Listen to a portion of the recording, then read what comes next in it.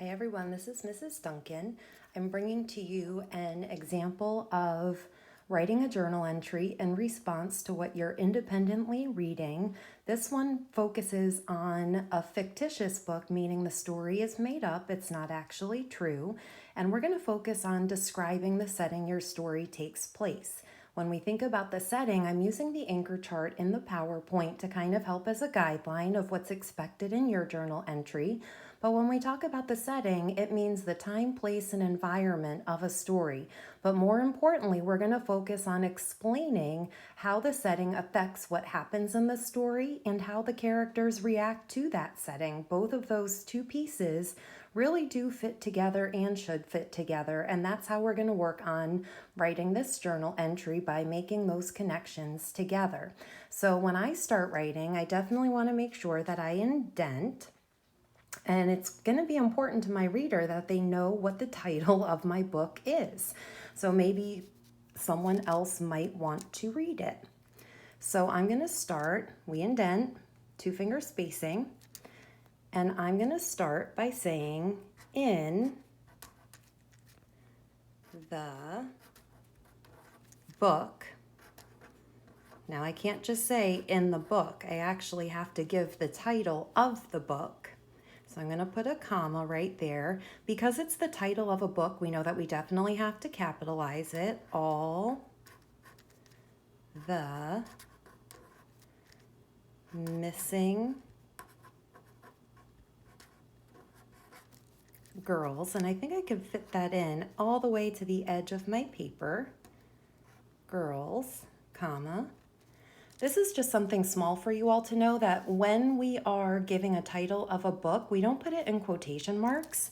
We actually underline the title of the book, so your teacher should see that in your journal entry. So in the book, All the Missing Girls, because the character and the setting are connected, I'm going to write the main character. It's going to be helpful for the reader to know what my main character's name is, so I can put a comma right there for that interrupter phrase. Her name is Nick, so I have to capitalize her name, Nick.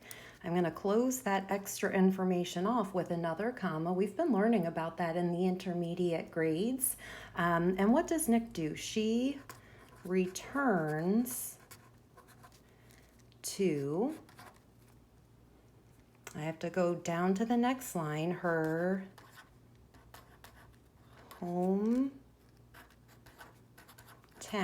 That means where she's from, of, and I did have to go back into the book to get the right spelling of the name of the place she is, and it's Cooley.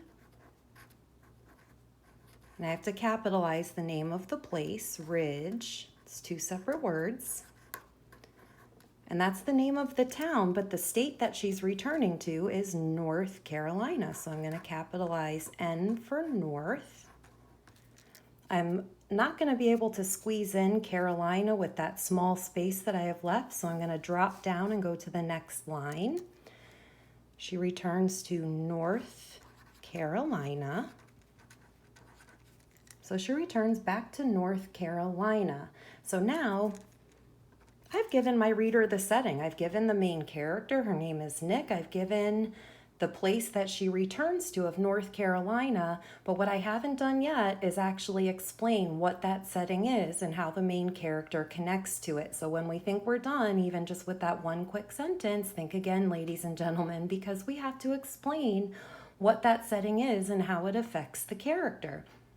So when I start describing this from what I learned in the book, is that although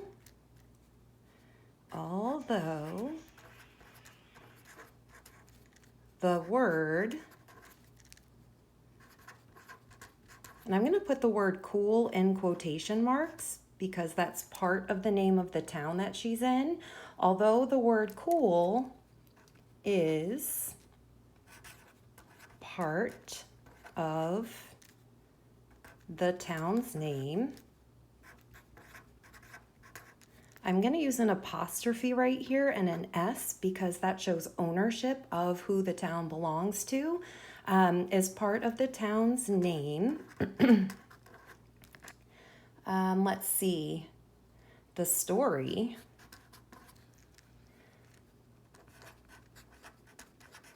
takes place.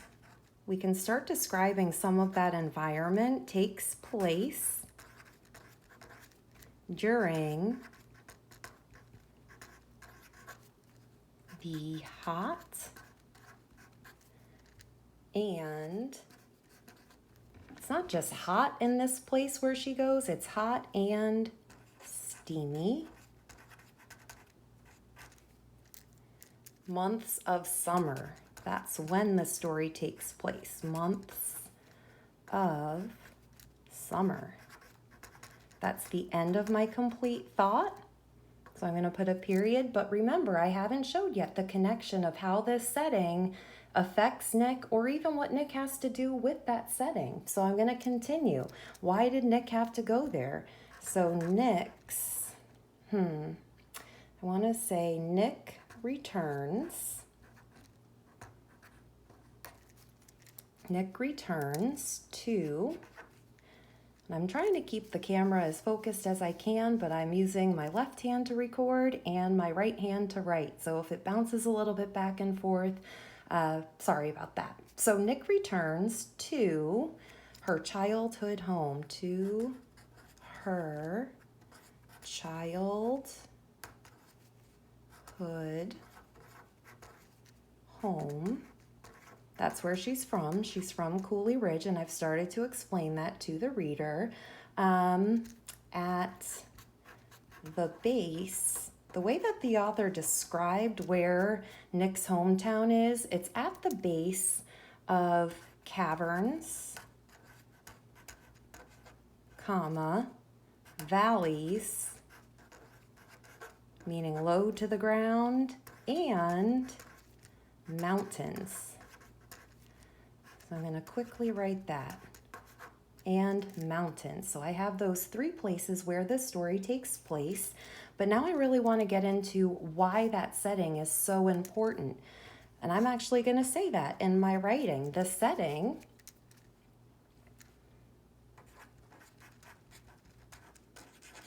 is important because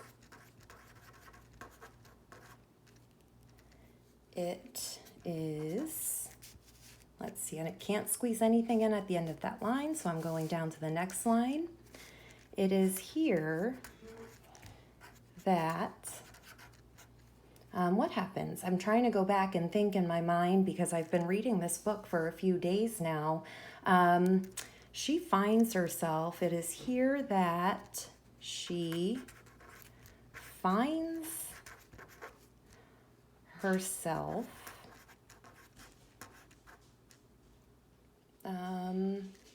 in the mystery, because the title, All the Missing Girls, leads me to believe that this is the mystery of her friend. And again, I want to give those details. Who had, let's see, the friend disappeared 10 years ago. I have to spell out that word 10 years ago.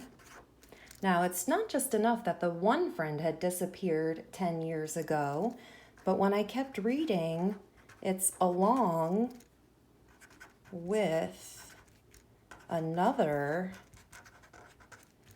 girl who goes missing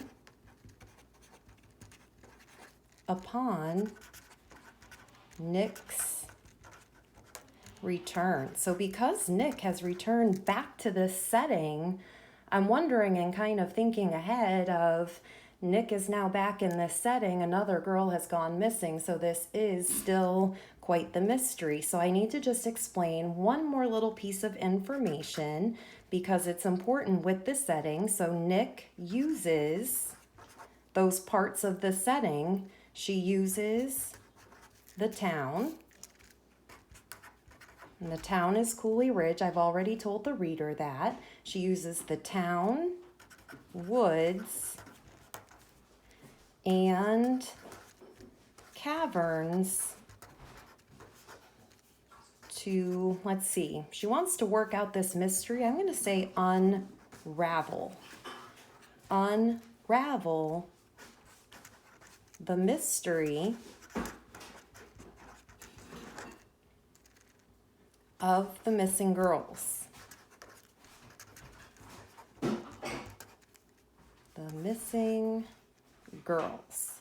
And now I feel like I have done a good job explaining the setting, making the connection of where the story takes place and how the character and the setting are connected together. Nick is using that setting to figure out the mystery of what happened to the missing girls.